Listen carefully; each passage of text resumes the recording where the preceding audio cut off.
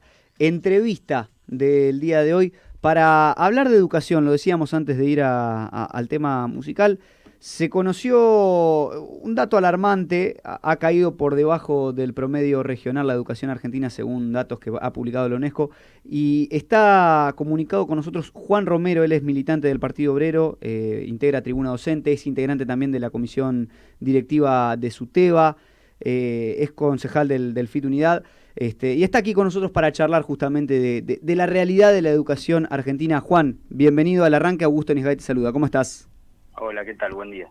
Bueno, Juan, a ver, lo que decía en la introducción de la nota, ¿no? De alguna manera, esta noticia que salió en los últimos días preocupa, pero de alguna manera creo que a muchos no sorprende por lo que ha venido sucediendo con la educación en el último tiempo en la Argentina.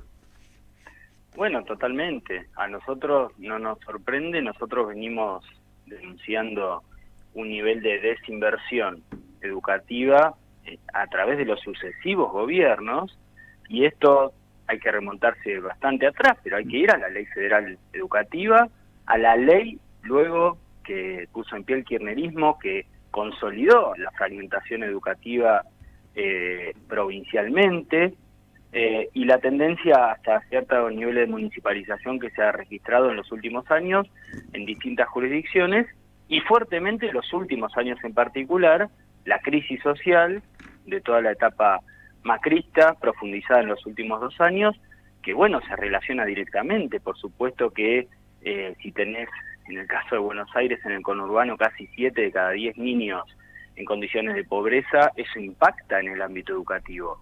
Como también impacta no haber tenido durante toda la pandemia, por ejemplo, ni dispositivos, ni conectividad para los alumnos, solo para poner un ejemplo. El problema es mucho más profundo, pero quiero decir, si desde el Estado se desfinancia sistemáticamente la educación pública, bueno, las conclusiones son obvias y hablan de un deterioro permanente, constante, progresivo, bueno, del cual los gobiernos que se han sucedido en el poder son responsables. Sí, a ver, Juan, marcabas algo, creo que un dato que también alarma, ¿no? 7 de cada 10 niños son pobres, lo que significa que 7 de cada 10 niños por ahí no tienen para comer todos los días, 7 de cada 10 niños por ahí tienen que salir a trabajar para tratar de ayudar a la familia, y eso también los termina alejando de las aulas, ¿no? Más allá de toda la problemática que venís hablando, digo, el problema de base también creo que va por ahí, y de alguna manera la escuela a veces funciona no solamente como estamento educativo, sino también como un lugar de contención, como un lugar donde los chicos pueden ir a conseguir un plato de comida, a comer. Digo, el hecho de este desfinanciamiento también repercute, digo, lo veo como un círculo vicioso, ¿no? Digo, la pobreza hace que la gente salga de la escuela, que a su vez ayuda a combatir la pobreza. ¿Es un poco, va por ese lado? ¿Lo ves así? Absolutamente. No se puede analizar, digamos, el deterioro educativo en el país al margen del cuadro social, del cuadro socioeconómico que tenemos. Digamos, solamente se intenta desde distintos sectores gubernamentales, desde sectores que piensan las políticas educativas en términos de la mercantilización de la educación, se busca aislar el proceso educativo del proceso más general de la sociedad en función de querer colocar la responsabilidad del fracaso educativo en los docentes y en las familias, como si fuera, digamos, esta idea de que cada uno puede resolver los problemas en forma individual. No ocurre eso. Mirá, la pandemia puso muy negro sobre blanco la enorme, digamos, el enorme abandono por parte del Estado de su responsabilidad, la educación de los niños y adolescentes.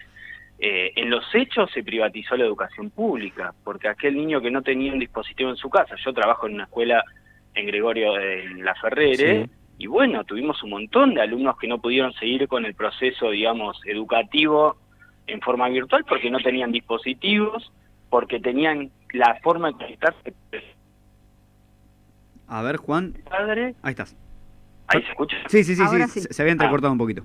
Perfecto. Decía, un ejemplo entre tantos que pudiera dar.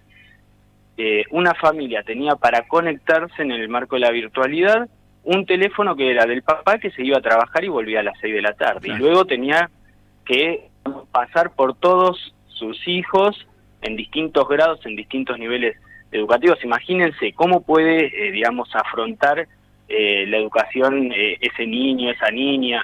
Es imposible. Y el Estado no hizo nada, no se entregaron dispositivos. Por eso nosotros en esto nos parece que se intenta permanentemente, nuevamente, traer el discurso de la grieta, y el gobierno nacional le echa la culpa al periodo macrista, que es lo que hizo la vocera presidencial. Exacto. Sin hacerse cargo que en estos 2 años y pico de gobierno no tuvieron una política para mejorar el cuadro educativo, que ya venía de una profunda crisis. No, Juan, y perdóname, te agrego información, digo, a raíz de los resultados de este estudio de la UNESCO, el gobierno ahora va o buscará, quiero creer, modificar la inversión en el sistema educativo para el presupuesto 2022, que suponía en su momento una reducción del 6,2% respecto a lo que fue para 2021.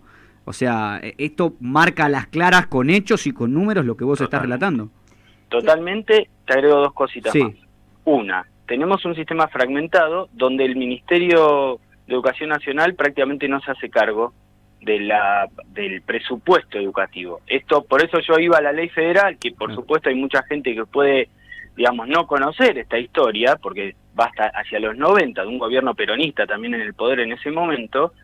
Ahora, luego de eso, no se retrotrajo esa situación, en ya más de 20 años que han pasado. Por lo tanto, digamos, garantizar en los presupuestos recae fuertemente en las provincias.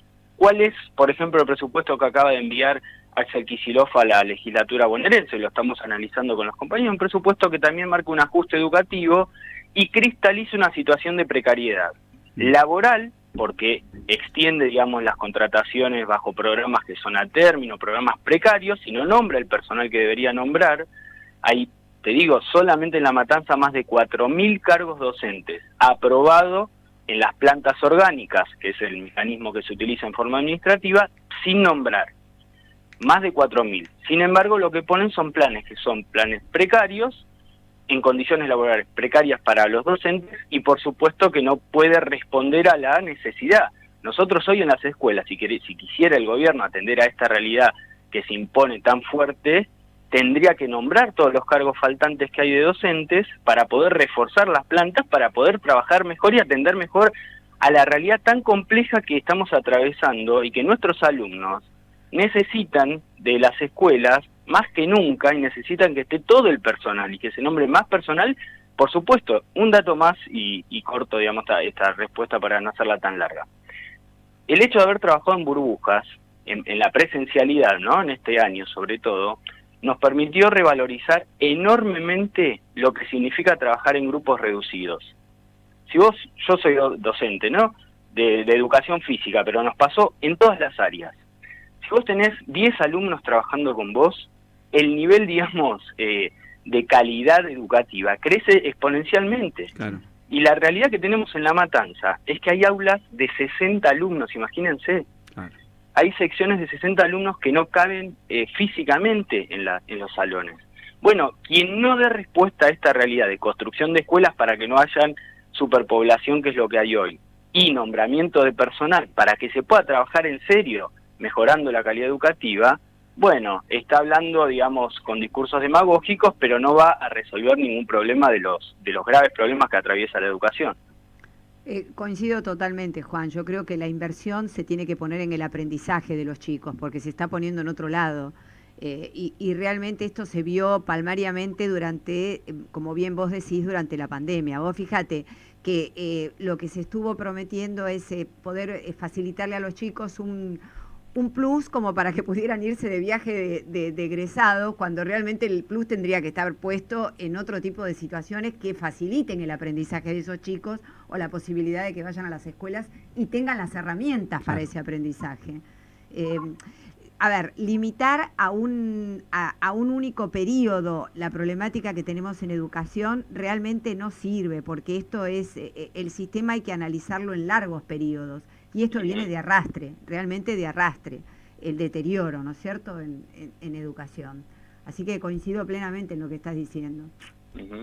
Y, a ver, Juan, te quiero consultar también por los planes que se están tratando de implementar para lo que viene y para tratar de alguna manera salvar el tiempo perdido. Sé que hay muchos chicos que van a seguir yendo a la escuela durante el verano, que inclusive van a ir los sábados de alguna manera. Desde tu visión, desde tu mirada, ¿crees que esto puede hacer alguna diferencia a la hora de tratar de darle los contenidos necesarios a los chicos que han perdido tanto? Como decíamos, viene de largo arrastre, pero se ha profundizado ahora con la pandemia.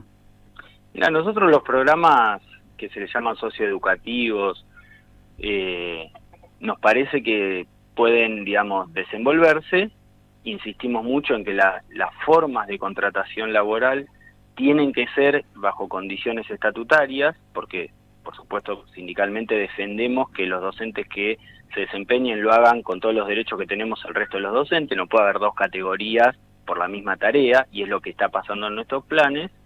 Después vemos que son, digamos, no tienen un impacto central en la educación. Creemos que lo que justamente hay que reforzar es este otro aspecto, claro. Es el reforzamiento de conjunto del sistema educativo. Eso implica, desde nuestro punto de vista, en términos más de fondo, renacionalizar el sistema educativo. Que el gobierno nacional se vuelva a hacer cargo de las escuelas en forma presupuestaria, en forma, digamos, en todos los niveles. Por supuesto, a nivel provincial, que haya más presupuesto para educación, para la construcción de escuelas, que es una crisis, te digo, en Virrey del Pino, en González Catán, en el tercer cordón, digamos, y esto pasa en general en todos los terceros cordones de los distritos. Sí. Si no construyen escuelas el año que viene, en marzo, los chicos van a seguir rotando como si estuviéramos con las burbujas de este año, porque no caben físicamente. Entonces, si ya después de 2 años de pandemia, a un alumno le dicen vos vas a venir lunes, miércoles y viernes, no hay programa socioeducativo que valga. Lo que hay ahí es una desidia estatal, porque lo venimos advirtiendo, del sindicato venimos y nos hemos movilizado hace un mes a La Plata después de cantidad de reuniones que tuvimos con autoridades locales, y vemos que no hay respuestas a la altura de la necesidad. Es decir, si no se refuerza presupuestariamente con construcción de escuelas y con nombramientos, todo esto aparte está dentro de la estructura de la Dirección General de Escuela, no hay que inventar nada. Está el presupuesto provincial, está el fondo educativo, que es en general no se conoce, pero es, digamos, una ley que dispone que en los municipios lleguen recursos directos. En el caso de La Matanza son más de 1.000 millones de pesos por año, y en los últimos 2 años la Intendencia de Fernando Espinosa no usó ese fondo, por lo menos para hacer escuelas. No hizo nada, no hay informe, lo cual es gravísimo, porque por ley la mitad deberían haberlo aplicado a infraestructura escolar. No lo usaron. Cuando uno les pregunta, miran el techo, no dicen nada, no pueden responder nada. Es una barbaridad en este contexto. Por lo tanto, si sigue una orientación de conjunto, de ajuste educativo, los resultados van a seguir empeorando. Y nosotros, desde ese punto de vista, a nivel del sindicato, ahora yo también en mi función de concejal, vamos a seguir dando una pelea para que, digamos, los recursos lleguen a las escuelas públicas y se refuerce el sistema público. Por supuesto, la quita de subsidios a la educación privada y sobre todo confesional, que es cuantiosa y que en este contexto la necesita la educación pública, digamos. Después, el que quiere educación privada, bueno, que la pueda sostener, que la pague, y los empresarios de la educación privada que se hagan cargo de lo propio. El Estado tiene que redirigir todos los recursos a esto, que no es lo que está pasando. Sí, sin duda, sin duda. Juan, muchísimas gracias por el tiempo. Ojalá que la problemática empiece a mejorar. Y desde ya tenés los micrófonos de la radio abiertos para cuando lo necesites. Así que gracias por el tiempo.